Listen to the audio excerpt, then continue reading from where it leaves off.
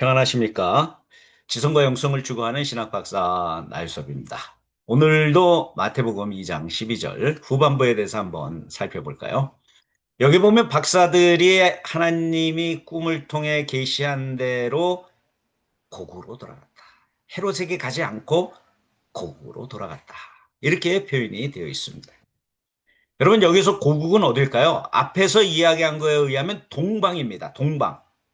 물론 그 동방이 정확히 어디인지 우리는 알 수가 없죠. 마태복음 저자는 아마도 에덴 동산을 생각하고 동방이라고 하는 단어를 썼을 것이다 라고 제가 말씀을 드린 바가 있습니다. 그렇다고 한다면 그 동방은 에덴 동산이 있는 곳이기도 하고 이들의 고향이기도 하겠죠. 동방 박사들이 돌아갈 곳은 바로 에덴 동산이었습니다. 뭐 그것이 이라크에 있는 것이든지 아르메니아에 있는 것이든지 어쩌면 또 뭐 이란에 있을 수도 있는지 뭐 정확히 알 수는 없습니다. 우리가 뭐 그것을 신학적으로 해석을 해야 하기 때문에 그것을 꼭 역사적으로 지리적으로 이렇게 분석하기는 조금 어렵겠지만 아무튼 우리 인간이 원래 창조되었던 곳, 인간의 본성, 원초적인 태생 그곳으로 돌아가야 한다라고 하는 메시지를 여기에 담고 있지 않겠는가 그런 생각을 저는 하고 있습니다. 그런데요, 마태복음 저자는 에덴 동산에 대한 강조를 상당히 합니다. 마태복음에 에덴 동산이라고 한 단어는 일절 나타나지 않죠.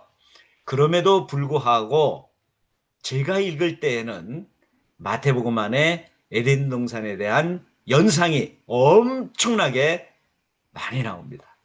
특히 무엇을 통해서요? 비유를 통해서.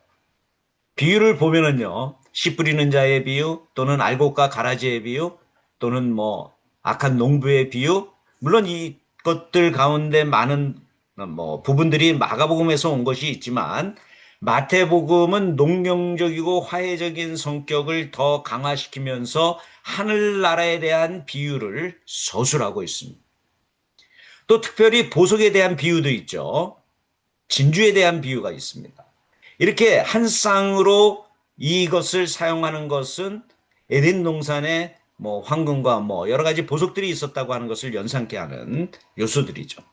더욱이 심판의 비유가 나옵니다.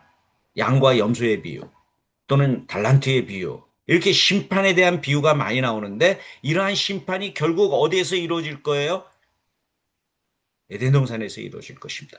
에덴 동산에서 시작이 되었고 에덴 동산에서 끝날 것입니다. 바로 이런 식으로 하늘나라의 비유를 에덴 동산과 연관시키는 모습들이 상당히 많습니다. 뭐 예를 들면 지난번에도 한번 말씀을 드린 바가 있지만은 19장 12절에 보면 하늘나라를 위하여 고자가 된 자가 있느니라. 여기에서는 하늘나라 곧 에덴 동산에서 타락하기 전에는 남녀 아담과 하와가 성적 관계를 맺지 않았다는 것을 연상시킨다고 말씀을 제가 드린 바가 있죠. 이처럼 에덴 동산에 대한 연상을 계속하면서 그곳으로 가야 할 사람들은 누구냐? 예수를 따르는 사람들이 그곳으로 가야 한다. 가야 할 원초적인 고향이다. 라고 하는 것을 우리들에게 알려주면서 그 첫 번째 사람으로 누구를 제시했다? 동방 박사들을 제시했다.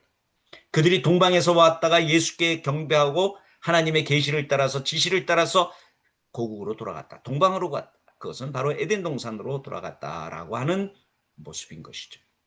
바로 오늘 우리가 이러한 모습을 따라서 우리도 가야 할 방향이 어디냐? 하나님이 우리를 창조하셨던 원초적인 고향, 신앙적인 고향으로 돌아갈 수 있어야 한다라고 하는 메시지를 담을 수가 있습니다. 물론 그 고향은 성경에 의하면은 에덴 동산이죠. 뭐 성경이 꼭 우리를 위해서 쓴 것이다, 쓰인 것이다. 뭐 우리가 다른 어떤 원초적인 고향을 찾을 수 있다면 그것이 우리들에게 돌아가야 할 고향이 될 수도 있겠죠. 우리 건국신화에 의하면 태백산 신단수 아래 환웅과 곰에서 변한 여자가 결혼하여 당분을 낳은 그 장소? 뭐 거기에 대한 우리의 신앙도 고백을 할 수가 있겠죠. 아무튼 이러한 신앙의 고백은 우리의 주변에 있는 여러 전승들 또 이야기들 또 사건들을 합쳐서 할 수 있어야 한다. 바로 그것이 오늘 우리가 얻어야 할 메시지인 것입니다. 오늘도 시청해 주셔서 대단히 감사합니다.